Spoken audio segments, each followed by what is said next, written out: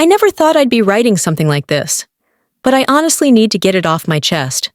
A few months ago, I moved into a new apartment complex after getting a job in a different city. I was excited to start fresh, meet new people, and just get away from the routine I was stuck in for years. The first week was fairly quiet. My neighbors mostly kept to themselves, except for one guy across the hall. He seemed friendly enough at first, always smiling, making small talk in the hallway, asking how work was going. I didn't think much of it, just figured he was being polite. After a while, though, he started showing up at my door more often. Sometimes it was to ask if I needed help with groceries or if I wanted to hang out.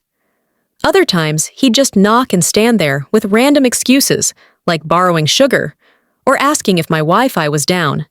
It wasn't creepy at first, just a little too much. Then, one night, I got home late from work and found a sticky note on my door. It said, "Saw you coming in? You look nice today."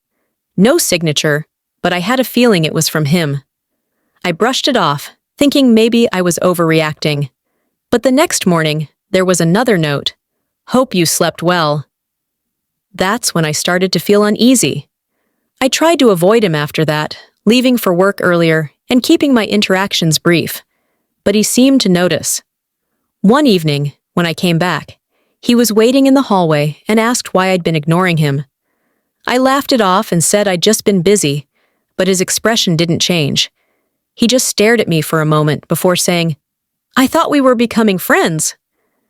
The situation escalated quickly from there. A couple of nights later, I woke up around 2 a.m. to the sound of someone jiggling my doorknob. My heart nearly stopped. I sat there frozen, listening. It went on for maybe a minute before stopping.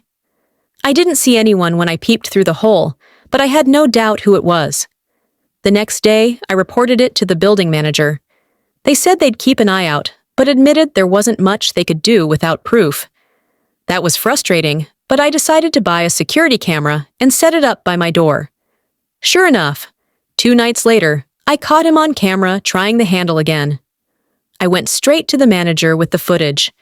They confronted him, and he denied everything, saying he was just checking if the door was secure because he thought he heard something. It was such a weak excuse, but again, there wasn't a clear policy in place for dealing with this kind of harassment. At this point, I was paranoid all the time. I'd rush from my car to my apartment, double-check the locks, and barely slept. My friends told me to call the police, so I finally did. They came, took a report, and said they'd talk to him. That seemed to scare him off for a bit. For about 2 weeks, things were quiet. I started to feel like maybe it was over.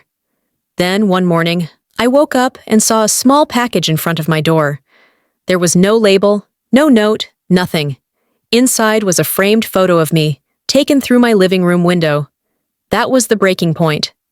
I called the police immediately and showed them everything: the camera footage, the package, the photo.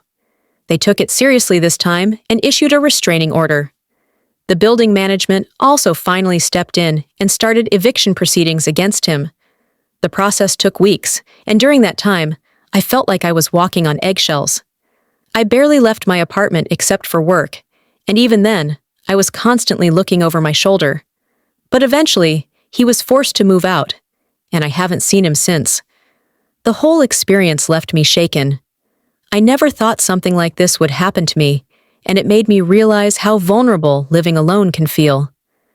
I've since installed more cameras, gotten to know some of the other neighbors, and made sure I always have someone who knows where I am.